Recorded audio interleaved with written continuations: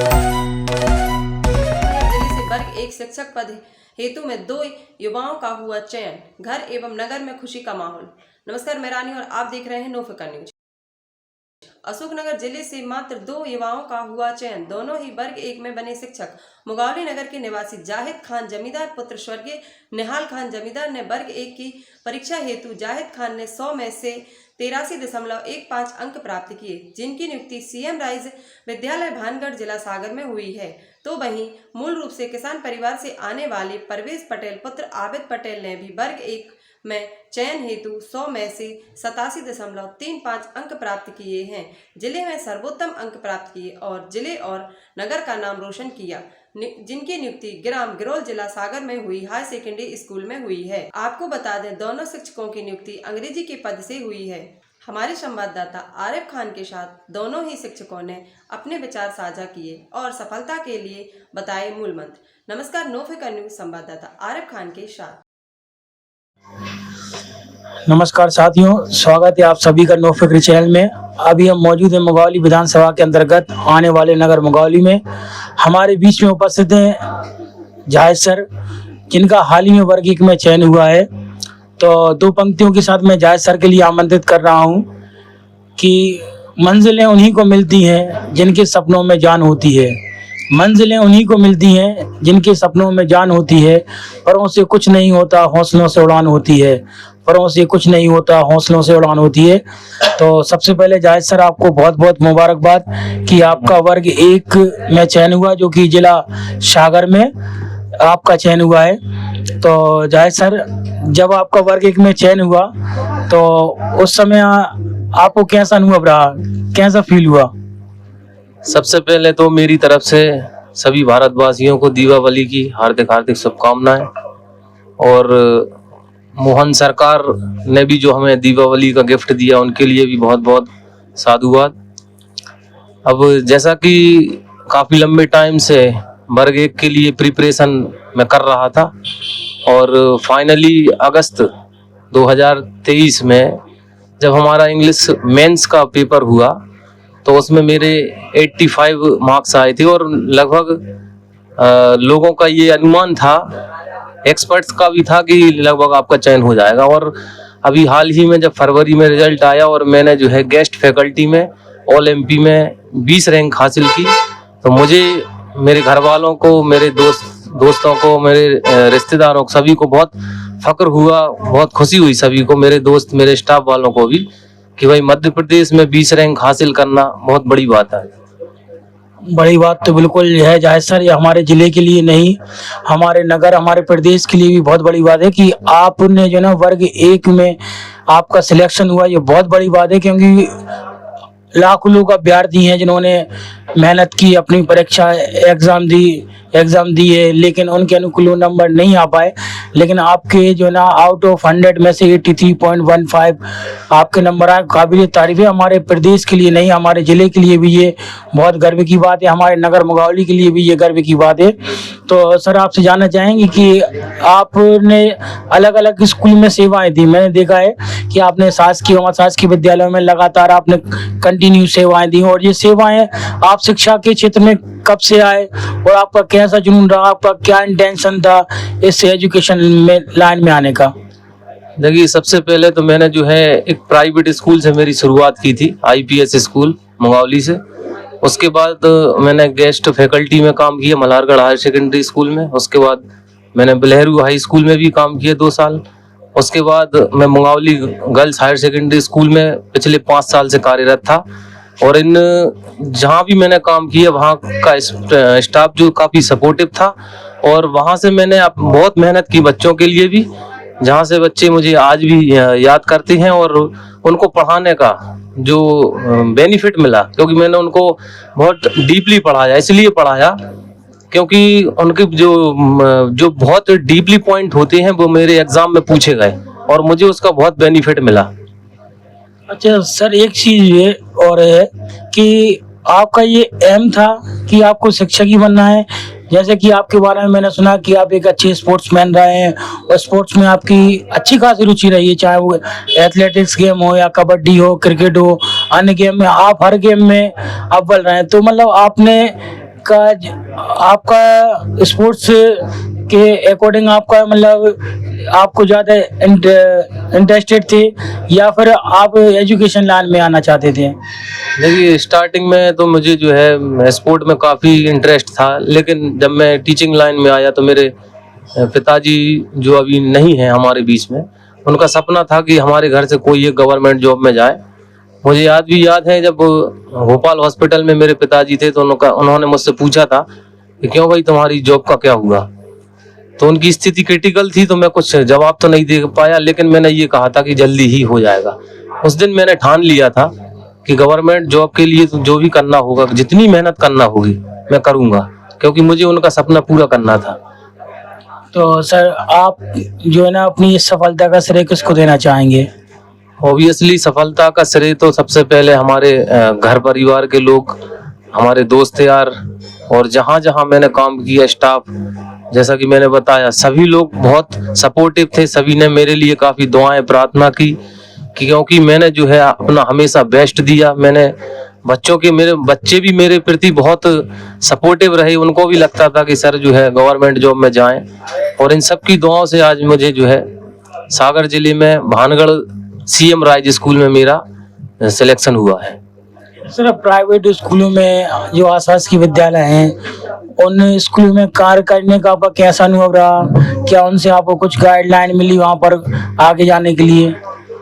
देखिए जहाँ जहाँ हम काम करते हैं वहाँ का जो एक्सपीरियंस होता है वो हमेशा लाइफ में काम में आता है, और जहाँ भी मैंने काम किया वहाँ का एक्सपीरियंस मुझे बहुत काम में आया। और खास तौर से देखा जाए तो पिछली 3 साल का, जब मैंने 2019 के एग्जाम में मैं 4 नंबर से डिस्क्वालीफाई हुआ, तब से मैंने एक अलग ही प्लानिंग की, एक अलग ही स्ट्रेटजी बनाई कि मुझे एग्जाम कैसे क्रैक करना है, और उस स्ट्रेटजी पे मैंने काम करना जब शुरू किया तो उसका मुझे बेनिफिट मिला। हर स्कूल में देखिए, कितने भी स्कूल हो आप जहाँ जहाँ काम करेंगे वहाँ का आपको बेनिफिट जरूर मिलेगा, क्योंकि पढ़ाई कभी भी वेस्टेज नहीं जाती है। तो सर ये आप जो हमारी नई जनरेशन है, जो यूथ है, उस यूथ के लिए क्या मैसेज देना चाहेंगे आप? देखिए यूथ के लिए तो एक ही मैसेज है कि आप जो है मोबाइल का सदुपयोग करें, दुरुपयोग ना करें, क्योंकि मोस्टली बच्चे हैं वे मोबाइल्स में गेम्स ऑनलाइन या जो भी है गेम्स में ज़्यादा इंटरेस्ट लेते हैं। मोबाइल का आप यूज़ करें, मोबाइल पर बहुत अच्छे अच्छे चैनल चलते हैं, आपको घर बैठे नेशनल इंटरनेशनल लेवल की आप अपने किसी भी एग्जाम की तैयारी कर सकते हैं। बहुत अच्छे अच्छे चैनल हैं, बहुत अच्छे यूट्यूबर्स भी हैं जिनकी वीडियो देख देख कर भी मैंने बहुत कुछ अपने खुद के नोट्स तैयार किए, यूट्यूब पर वीडियो देख देख कर सेल्फ स्टडी की है। लेकिन मैं श्रेय उनको भी दूं जो यूट्यूबर्स थे, उनने प्रिपरेशन में बहुत हेल्प की है, क्योंकि हम अपना परिवार छोड़कर जा तो कहीं सकते नहीं थे बाहर, तो हमने जो है घर पे बैठ के ही यूट्यूब से, गूगल से, जहाँ से जो बना मैंने वहाँ से कलेक्शन किया और उस पर तैयारी की, तो मुझे बहुत बेनिफिट मिला है। तो यूथ के लिए तो एक ही मैसेज है कि आप लोग भी जो यूज़फुल जो है मोबाइल उसको यूज़ करें, अपनी पढ़ाई में करें, अपना टारगेट बनाएं कि मुझे लाइफ में करना क्या है, और उस टारगेट पे काम करें। इधर उधर डाइवर्ट बिल्कुल मत हो, अपने मन लगाकर पढ़ाई करें, अच्छा ध्यान से पढ़ाई करें, बिल्कुल आपको सफलता निश्चित मिलेगी। बिल्कुल जैसा कि सर ने कहा कि बिल्कुल जब आप ठान लें समय का सही उपयोग करें, यूथ के लिए एक बहुत ही अच्छा मैसेज है कि समय को जो है ना आगे से पकड़ा जा सकता है किंतु पीछे से नहीं। जो समय आपके साथ में चल रहा है उसका आप सदुपयोग करें। और एक प्रश्न और सर हमारा आपसे, मैंने जैसा कि आपके बारे में, आप जो कि हमारे नगर मुगावली के ही निवासी हैं, मैंने आपके बारे में सुना भी है, तो आपसे परिचित भी हूँ। जैसे कि मैंने अधिकांश देखा कि आप जो ना कृषक परिवार से आते हैं ना, तो आपका ऐसा कैसा इंटेंशन था कि हमें कृषि से हटकर जो है ना इस एजुकेशन डिपार्टमेंट में आना है, और कितने सालों से आप यहाँ पर मतलब इस फील्ड में आने के लिए आपने संघर्ष किया, और कैसा एक्सपीरियंस रहा अब तक का, आपका जो सफ़र रहा वो कैसा रहा? देखिए जैसा कि भारत एक कृषि प्रधान देश है, तो कृषि तो सभी कर रहे हैं, हमारे घर पे भी होती है। तो मैंने एक प्लान बनाया था कि भाई कृषि तो हम कभी भी कर लेंगे, लेकिन मैं ये बताना चाहता था कि जो खेती कर रहे हैं वे भी सरकारी नौकरी में, गवर्नमेंट जॉब में जा सकते हैं अगर वे मेहनत करें तो। खेती तो हम कभी भी कर सकते हैं, तो मेरा ये मैसेज है सभी किसान भाइयों के लिए कि अपने बच्चों को अच्छे से पढ़ाएं, उनको खेती के लिए भी थोड़ा बहुत मोटिवेट करें और पढ़ाई के लिए भी करें, उनको डिमोटिवेट ना करें कि आप जॉब में नहीं जा सकते। आप जॉब में बिल्कुल जाएंगे, आप अपनी मेहनत करें, साथ में किसानी भी करते रहें। सर एक चीज़ और आपसे जानना चाहेंगे, जैसे कि आपने कहा कि अधिकांश जो बच्चे होते हैं वो रूरल एरिया अपने सोनभद्र ज़िले में अधिकांश लोग कृषि प्रधान, हमारा प्रदेश ही कृषि प्रधान है और हमारा ज़िला भी जो है ना कृषि प्रधान रहा है। अधिकांश यहाँ पर देखा जाता है कि बच्चों के लिए जो खासकर जो उनकी पढ़ने की उम्र होती है 11-12 में, वहाँ पर बच्चों के ऊपर बहुत ज़्यादा जिम्मेदारी आ जाती हैं। तो आप उन बच्चों की जो 11-12 में है, 9th-10th में है, क्या है बच्चे बड़े होते हैं, क्या है बच्चों का जब बड़े होते हैं तो उनका दिमाग डाइवर्ट होता है। तो उन लोगों के लिए जो बच्चों के दिमाग डाइवर्ट होने की उम्र है 9th क्लास से लेकर 12th क्लास तक, उन बच्चों के लिए आप क्या मैसेज देना चाहेंगे? देखिए, आपने बहुत अच्छा सवाल किया।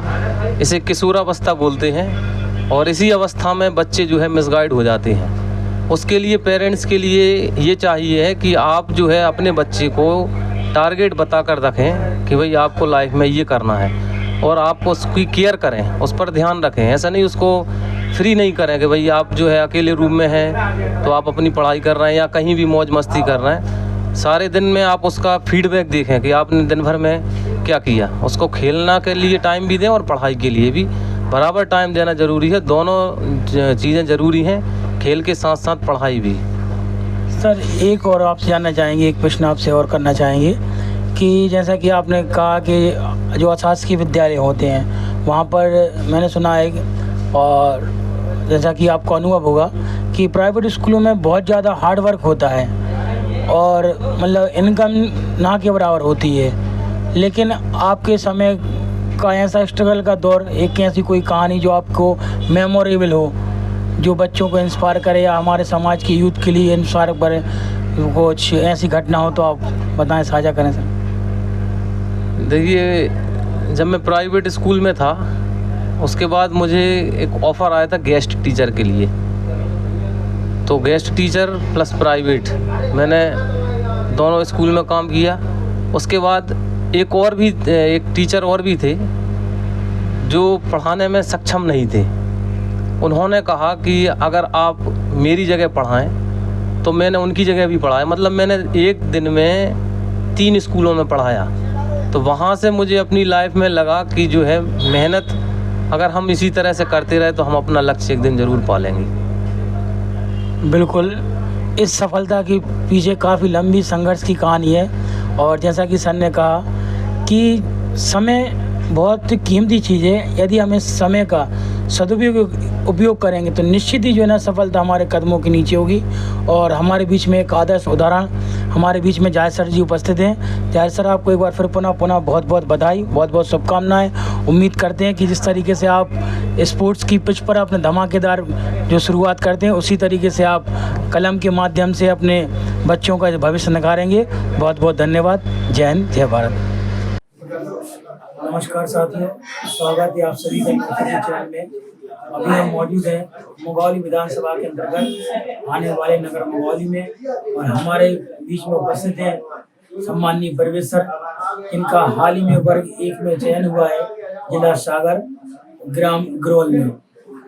और मैं 2 पंक्तियों के साथ सर के लिए आमंत्रित कर रहा हूँ कि हो गई ये पीर पर्वत सी पिघलनी चाहिए, हो गई ये पीर पर्वत सी पिघलनी चाहिए, इस हिमालय से कोई गंगा निकलनी चाहिए, इस हिमालय से कोई गंगा निकलनी चाहिए। मेरे सीने में ना सही तेरे सीने में ही सही, हो कहीं भी आग लेकिन आग जलनी चाहिए। तो सर, सबसे पहले तो आपका बहुत बहुत स्वागत है, आपको बहुत बहुत बधाई कि आपका वर्ग 1 में चयन हुआ। ये हमारे प्रदेश के लिए ही नहीं, हमारे जिले के लिए, हमारे नगर मुंगौली के लिए बहुत ही गर्व की बात है कि लाखों अभ्यर्थियों में से चुनिंदा जो लोग हैं अशोकनगर जिले के मात्र 2 ऐसे व्यक्ति, एक जायद सर, दूसरे हमारे बीच में उपस्थित है सम्माननीय परवेश सर। परवेश सर, आपको बहुत बहुत बधाई, बहुत बहुत शुभकामनाएं। परवेश सर, आपसे जानना चाहेंगे जब जिस समय आपका, जैसे कि मैंने देखा है कि आउट ऑफ 100 में से आपके 87.35 नंबर आए हैं, तो आप वास्तव में ये अपने आप में एक बहुत बड़ी उपलब्धि है कि आउट ऑफ 100 में से 87 मार्क्स लाना। और जिस समय आपका एक चयन हुआ तो उस समय जब आपने ये खबर सुनी तो आपको कैसा फील हुआ? मुझे उस टाइम पर काफ़ी खुशी हुई और मेरा मन ऐसा हो रहा था कि किस को बता दूं जो अचीवमेंट मेरा रहा, यानी मेरी उपलब्धि रही, उसको लेकर बहुत ज़्यादा दिल में खुशियाँ रही, इतनी खुशियाँ रही कि ऐसा लग रहा था इसको भी बता दूं, उसको भी बता दूं, उसको भी बता दूं। फिर मैंने अपने मन को थोड़ा शांत किया। मैंने कहा जब तक पोस्टिंग नहीं हो जाती है तब तक अपन को बिल्कुल शांत रहना है और आगे की प्लानिंग करना है, क्योंकि सफ़र अभी बहुत लंबा है, शुरुआत अभी हुई है और आगे और भी आगे जाना है अपन को। अपना शहर का नाम रोशन करना है, अपने परिवार का नाम रोशन करना है, अपने जिले का नाम रोशन करना है और कहीं ना कहीं जो नया भारत है जिसका सपना हर एक भारतीय देख रहा है, उस सपने को पूरा करने के लिए तो सर, जैसे कि आपने देखा है, मैंने सुना है कि शिक्षा विभाग में आने से पहले आपने काफी स्ट्रगल किया और काफी आपने अपना जो ना खुद का कोचिंग संस्थान भी चला। इंग्लिश में आप बहुत ज्यादा एक्सपर्ट इंग्लिश सब्जेक्ट में। मैंने सुना कि आप इसमें स्पोकन भी आपकी बहुत ही अच्छी है और आपने प्राइवेट स्कूलों में पढ़ा है, तो उस प्राइवेट स्कूलों का अनुभव आपके लिए कैसा रहा? प्राइवेट स्कूल में और गवर्नमेंट स्कूल में एक ही डिफरेंस मुझे ज़्यादा लगा, जिस पर मैं ज़्यादा फोकस और बात करना चाहूँगा, वो है डिसिप्लिन और डेडिकेशन। प्राइवेट स्कूल में टाइम मैनेजमेंट पर काफ़ी फोकस किया जाता है, इंसिस्ट किया जाता है, लेकिन गवर्नमेंट स्कूल में इतना ज़्यादा फोकस नहीं किया जाता टाइम मैनेजमेंट पर, जो कि एक स्टूडेंट के लिए बहुत ज़रूरी है। अगर आप प्राइमरी लेवल पर ही उसको टाइम मैनेजमेंट के बारे में बताते हैं, समझाते हैं, तो फिर धीरे धीरे उसको आदत हो जाती है टाइम मैनेजमेंट की। आजकल के बच्चे, यूथ या यंगस्टर्स जो है जिनको अपन कहेंगे, वो टाइम मैनेजमेंट का ख्याल नहीं रख रहे हैं, है ना। फेसबुक चला रहे हैं तो घंटों चला रहे हैं, इंस्टा चला रहे हैं तो घंटों चला रहे हैं, है ना। हर चीज़ की एक लिमिट होनी चाहिए, एक बाउंडेशन होना चाहिए। और प्राइवेट स्कूल में देखा गया है कि बच्चों को थोड़ा सा इस तरह से मोटिवेट किया जाता है कि वो ज़्यादा फोकस अपना स्टडी पर लगाए। गवर्नमेंट स्कूल में गवर्नमेंट तो सारी फैसिलिटीज दे रही है, अच्छी अच्छी स्कीम्स ला रही है, लेकिन वो प्रॉपर ग्राउंड लेवल पर एग्जीक्यूशन नहीं हो पा रहा है उन स्कीम्स का। तो मैं यही कहना चाहूँगा कि गवर्नमेंट भी इस चीज़ पर थोड़ा अब फोकस कर रही है। सीएम राइज का कॉन्सेप्ट लाई है गवर्नमेंट, है ना, उसमें काफ़ी चीज़ें वो हैं जो ड्रॉबैक्स थे गवर्नमेंट स्कूल के, उसको उन्होंने ओवरकम करने की कोशिश की है और आगे चल के प्राइवेट स्कूल से ज़्यादा अच्छा स्तर हो जाएगा सीएम राइज स्कूल। तो सर, जैसा कि हमने आपको सुना है कि आप ये ना कृषि परिवार से आप ताल्लुक रखते हैं, आपका जो फैमिली बैकग्राउंड है बहुत ही, मतलब आपके जो पिताजी हैं वो बड़े किसान हैं और हमारे सोनभद्र जिले में एक बहुत बड़े किसान के रूप में आपके पिताजी का नाम आता है। तो आपसे किससे इंस्पायर हुए या आपको कैसा ऐसा इंटेंशन था कि हमें इस कृषि से निकल कर जो है सरकारी जॉब में जाना है, टीचिंग लाइन में आना है, कि आपका ऐसा कुछ सपना था या फिर आप पहले किसी अनिश में जाना चाहते थे? शुरू में जब मेरी स्टडी कंप्लीट हुई, मेरी स्टडी बाहर से हुई है, जब मैं स्टडी कंप्लीट करके यहाँ वापस आया तो मेरी कोशिश ये थी कि अच्छा एजुकेशन सिस्टम का सेटअप करना, लेकिन किन्हीं वजह से वो सेटअप नहीं हो पाया। तो फिर मैंने सोचा कि चलो अपन टीचिंग लाइन में जो है स्विच करते हैं ना, कि शायद हो सकता है ट्यूशन या क्लासेस लेकर अपन उस एजुकेशन लेवल को थोड़ा सा और अच्छे से इम्प्रूव कर पाए। तो यहाँ से शुरुआत हुई मेरी पढ़ाने की और मैंने पढ़ाया भी। मैंने कोशिश की बच्चों को जो मेरी नॉलेज थी उसके दायरे से थोड़ा और ऊपर ले जाने की, और मेरा इंटेंशन हमेशा यही रहा है मेरे स्टूडेंट से कि जब भी उनको पढ़ाऊँ ना तो उनकी जो प्लानिंग है स्टडी को लेकर वो थोड़ी स्ट्रेटेजिक रहे, मतलब लंबे वक्त तक चल रहे वाली प्लानिंग रहे।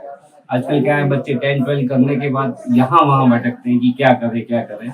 तो मैंने जब भी पढ़ाया तो उनको एक सोच दी, पढ़ाने के अलावा एक सोच दी कि आपको इस ट्रैक पर चलना है और जो भी आप चाहते हैं वो अभी से डिसाइड कर लें। और मैं कहीं ना कहीं अपनी जो सोसाइटी है उसका उसको मैं चाहता था कि बेनिफिट्स दूं अपनी जो एक्सपीरियंस रहे हैं। मैंने कॉर्पोरेट सेक्टर में भी काम किया है, मैंने वीडियोकॉन में काम किया, मैंने टाटा में भी काम किया है, एक साल दोनों जगह काम किया है। तो मैंने अपने उन एक्सपीरियंसेस को जो है अपनी जो आसपास के लोग हैं, जो सोसाइटी के लोग हैं, जो मेरे मिलने वाले हैं, स्टूडेंट्स हैं, तो मैंने कोशिश की है कि उस चीज़ को वहाँ इम्प्लीमेंट करें। जो हाई लेवल पर कंपनीज प्लानिंग करती हैं, वो प्लानिंग करने की कहीं ना कहीं कोशिश करना सिखाया मैंने। भी आपको बताया कि मैं एक इंटेंशन लेकर आया था यहाँ वापस जो अपनी स्टडी पूरी करके, तो मुझे एजुकेशन सिस्टम पे काम करना है। अब मैंने कहा शुरुआत कहाँ से करूँ, है ना। मेरा कोई प्रोफेशनल बैकग्राउंड तो था नहीं, या एजुकेशन का कोई ऐसा वो था नहीं कि टीचिंग लाइन वाला एक्सपीरियंस भी नहीं था। तो मैंने होम क्लासेस से स्टार्ट किया, धीरे धीरे वो सोच बढ़ती गई। तो इंस्पिरेशन स्टूडेंट्स ने ही मुझे इंस्पायर किया इस चीज़ के लिए कि सर आप इस फील्ड में और डेप्थ में जाएं। और कहीं ना कहीं वो डेप्थ में जाते जाते वो चीज़ इतनी बड़ी हो गई कि फिर मन में ये ख्याल आया कि एक प्रोफेशनल कोर्स भी करना चाहिए टीचिंग का, जो बीएड होता है, उसको किया, उसमें सीखा, बारीकियाँ सीखी।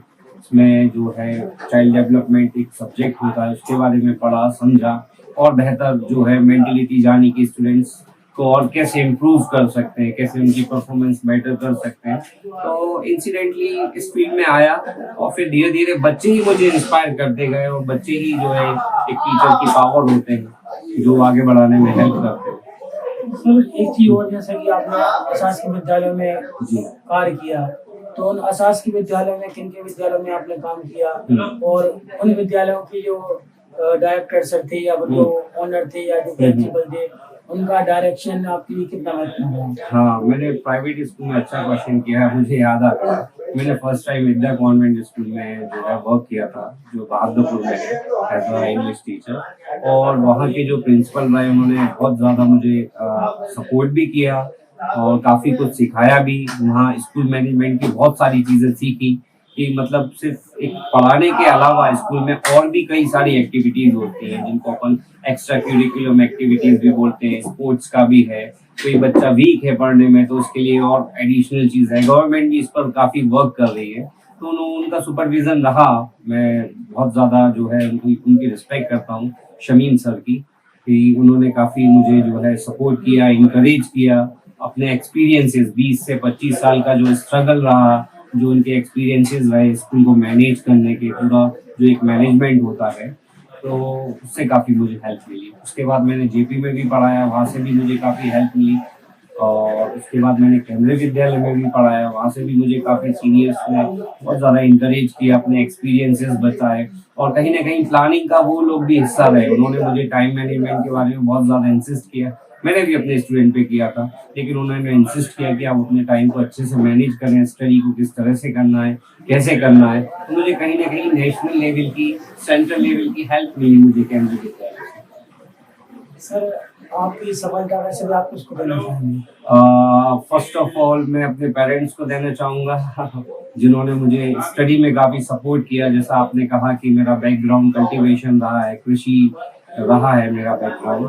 मेरे पापा भी एक फार्मर है ना, लेकिन उन्होंने जो है हर संभव कोशिश की पढ़ाने की, अच्छी से अच्छी मुझे स्टडी दी, फैसिलिटीज़ दी, काफ़ी अच्छा एनवायरनमेंट दिया, पूरा सपोर्ट दिया, है ना। और मुझे जो है हर चीज़ में मेरे साथ खड़े रहे, स्टैंडिंग रही उनकी आगे बढ़ने के लिए। मेरे फैसले, मेरे डिसीजंस में कभी भी ज़रूरत पड़ी, मैं कहीं ऐसा कश्मकश में आया तो उन्होंने मुझे हमेशा सपोर्ट किया। तो मैं इसका श्रेय अपने पेरेंट्स को दूंगा, अपने रिलेटिव्स को दूंगा, अपने फ्रेंड्स को दूंगा, और पूरे शहर वासियों को दूंगा, जिन्होंने मुझे इतनी रिस्पेक्ट दी, इस काबिल बनाया कि मैं आज यहाँ पर इंटरव्यू दे रहा हूँ, आपके साथ बैठा हुआ हूँ। मैं सभी का बहुत ज़्यादा आभारी हूँ। सर एक यूथ के लिए आप क्या मैसेज देना चाहेंगे? यूथ के लिए मैं यही मैसेज देना चाहूँगा कि इलेक्ट्रॉनिक वर्ल्ड से बाहर निकलिए। बुक्स पहले भी सबसे ऊपर थी, आज भी सबसे ऊपर है। आप ज़्यादा से ज़्यादा स्टडी करिए, और हार्ड कॉपी वाली स्टडी करिए। हार्ड कॉपी वाली स्टडी लॉन्ग टर्म आपके मेमोरी में भी रहेगी और आपके काम में भी आएगी, है ना। और इलेक्ट्रॉनिक जो स्टडी है वो शॉर्ट टर्म होती है, आप कुछ वक्त बाद भूल जाते हैं वो चीजें, लेकिन जब आप बुक खोलते हैं, बुक की चीजें पढ़ते हैं, तो आपको काफी कुछ याद रहता है। आपको बचपन की क्लासेस का भी याद रहा होगा कि आपके टीचर्स ने आपको कैसे जो है पढ़ाया, बुक से पेज नंबर बोलते थे, आप फौरन वो पेज नंबर खोल लेते थे। काफी सारी चीजें, बुक्स बहुत सबसे अच्छा इंस्पिरेशन का सोर्स है। तो मैं नए यूथ को यही कहूंगा कि आप इलेक्ट्रॉनिक वर्ल्ड से जुड़े रहिए, लेकिन आप टाइम मैनेजमेंट का ख्याल रखिए। और उसके अलावा जो है आप ज्यादा से ज्यादा बुक है उसको रीड करिए, है ना। कोई भी बुक हो, कोई भी लैंग्वेज में हो, आप उसको रीड करिए, वो आपकी बहुत लंबे वक्त तक हेल्प करेगी आपको। देखिए, जैसा कि परवेज सर ने हमारे बीच में उपस्थित थे, उन्होंने बहुत अच्छी बात की कि यदि आपको सफलता अर्जित करनी है तो आपको बुक से जुड़ना होगा। अमूमन देखा जाता है कि बच्चे जो ना सिर्फ क्वेश्चन आंसर पर फोकस करते हैं, जिसके कारण उनका जो रैंक का सिस्टम होता है या जो टॉपर्स होते हैं, मतलब वो उनकी परसेंटेज गिर जाती है।